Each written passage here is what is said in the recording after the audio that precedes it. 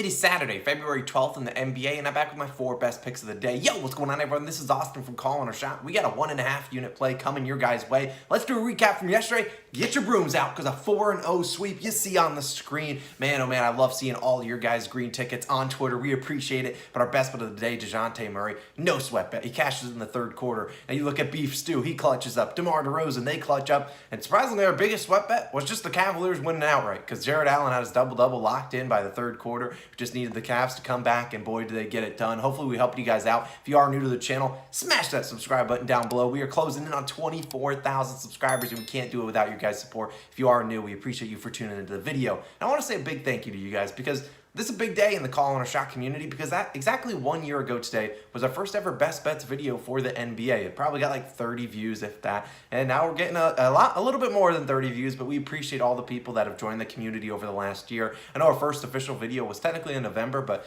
it wasn't really very active until February 12th of last year. So I appreciate all of you for all that you have done for the last year. But let's get into today's video. And I got to say, a reminder, Super Bowl Best Bets will be live tonight, 6:30 p.m. Eastern Time. Set your alarm clocks, just dial it back. It'll be live, 6:30 p.m. I'll have a couple player props, talk about my spread or under pick, and maybe a same game parlay dart throw in there as well. And as a reminder, I gotta say, you guys have been killing the COS All-Star support. We appreciate all the new All-Stars that are joining the videos. Like I said, joining the channel. Like I said earlier, it really helps us if you become an All-Star. You just click the join button on the channel or the link down below. You get some cool extra perks, plus you get all the plays about an hour before the video officially drops. So it only costs $2.99 a month. That's a little bit less than the price of a coffee these days, and we would really appreciate it. Shout out to our newest All-Stars, Coops Hoops, D-Pro, I'm sorry if I'm pronouncing names wrong, Corey, Graylin, JT, Andrew, Dustin, Grizz, Marlon, Ian, and Bryce. You guys are all awesome. We really appreciate it. So if you want to become an All-Star, just go down below, click the join button next to the subscribe button, which if you haven't click that one too,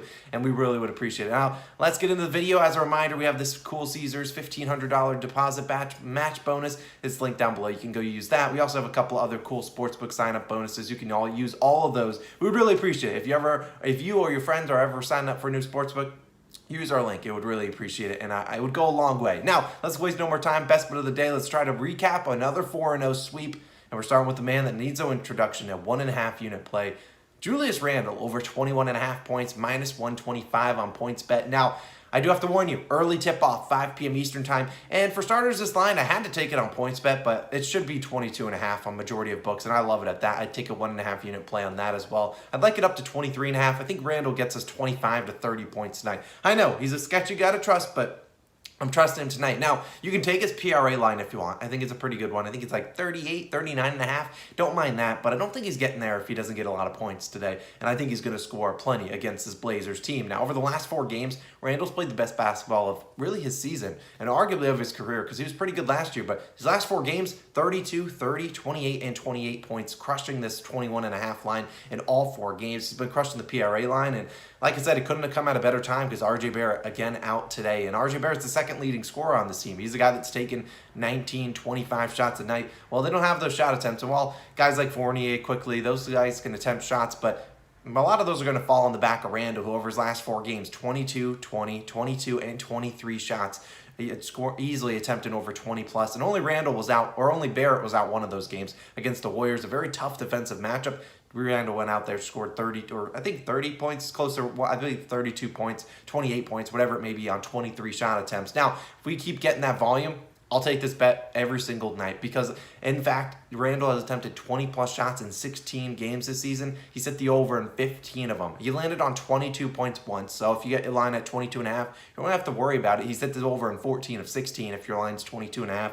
He's been a menace, and those 2 games that he went under, if you had 22.5, against Boston, very tough defensive matchup, and against the Minnesota Timberwolves. So I know they don't play a lot of defense, but Jared Vanderbilt, the only guy that plays defense on that team, and he really clamped up on Mr. Randle. Now, over the last 4 games, this matchup is not going to be like that, one of those bad ones. It's a great matchup, because over the last 4 games, or 7 games, we've seen the Blazers allow 28.74 points per game to opposing power forwards, the 3rd most in the NBA. And anyone that can play defense, They shipped him off. They shipped off Robert Covington, Larry Nance. No, get those guys lost. So you're going to have Randle, who scored 22, 25, and 22 points, hitting the over in his last 3 games against this Blazers team. Those are games he only attempted 15, 18, and 16 shot attempts. We should see well above 20 plus today, especially without RJ Barrett. Should be a higher scoring game. I believe the over-under is like 218-ish and a half. Randle's one of the only scorers on this Knicks team. So he's the reason he's the best bet of the day, a 1.5 unit play. I know I don't love trusting Randle, but I'm going to trust him today. He's going to fire up a ton of shots. Opportunity will be there. I think he knocks him down against a pretty good matchup. I don't see this being a blowout either. Both these two teams, let's be honest, not that good. Sorry, I'm a Knicks fan, so I can say it. Now moving on to my next best bet of the day. Well, it's not going to be classified as best bet, but I really love it. Domantas Sabonis, over 31.5 points plus rebounds, -110 on DraftKings. Now, if you have prize picks out there, or you have other books, you can take his PRA line. I don't mind it, but in his first ever game with the Sacramento Kings, only 7 assist chances. He did turn it into 5 assists, but didn't love the assist chances. Just going to go to points and rebounds, exactly what Sabonis does. Now, like you should know, but if you don't, you saw Sabonis shipped off from the Indiana Pacers to Sacramento. In his first game, played 33 minutes, scoring 22 points and 14 rebounds and the 5 assists. Like I said, 36 points plus rebounds cashed in this bet. Now, I don't necessarily know if this is a good line because DraftKings is the only book with a line for this at the moment. So if it comes down to 30.5, great, play that. But I do like it up to 32.5. I think Sabonis is going to have a killer game. Now, a great thing about his first matchup, or first game with the Sacramento Kings, 1, they play super fast. 2, he had 19 shot attempts, which is very good. This is a guy that shoots well above 50, almost 60% from the field. He only shot 10 for 19, but if he's going to give us 19 shot attempts, I'll take this bet every single night because he should cash almost 80 to 90% of the time. Now, that was a tougher matchup than what he will get today in the Washington Wizards. Now, no offense to them, they don't play a lick of defense. You saw they just traded for Kristaps Porzingis, likely out. You traded, or Daniel Gafford out, Montrezl Harrell traded away. It's Thomas Bryant, who doesn't play defense, and 2, he's on a minutes limit. So they really don't have a lot of size in the interior over the last 30 games. Even when some of those guys are healthy and on the team, they allowed the 4th most points per game to centers, the 2nd most rebounds per game to opposing centers. Obviously, Sabonis will be the starting center for the Pacers today, or not the Pacers, for the Kings against the Wizards, who, like I said, will likely be without Kristaps Porzingis. Music to my ears. And Sabonis has just absolutely destroyed the Wizards when he's played them in his last 5 games against the Wizards. 40, 37, 43, 51, 46 points plus rebounds. And I do want to acknowledge some of those games were like all-star games with the Pacers and Wizards of last year, but still, he's shooting an excellent percentage. And some of those games he was playing borderline point forward. So over-under for this game, 221 points. Sabonis should play 32 to 36 minutes. Should be able to fill up the stat sheet, and I think he's going to do it. That's why he's my second best bet of the day. Sabonis over 31.5 points plus rebounds. Now, let's get into a spread pick. I'm not going to make it an official play. You guys know I don't love betting a lot of spreads, but if I had to bet one, I bet Grizzlies -7. The Hornets just have been very good against the spread on back-to-backs. 3-7 against the spread in those games. It's not an official play, but I do like this game. And speaking of the Grizzlies, let's go to one of their players, and we're going to take one of his props. It's Ja Morant. Now, we're taking his over 28.5 points. Now, well, I'm not going to count that Grizzlies -7 as an official play, but that's the spread pick I lean. And while I do think the Grizzlies win this game, I think the Hornets can at least keep it reasonable. They did bounce back and get a big win yesterday, but still, I think they can keep this one close today. Now, look at Ja Morant. The over-under for this game, 235.5 points.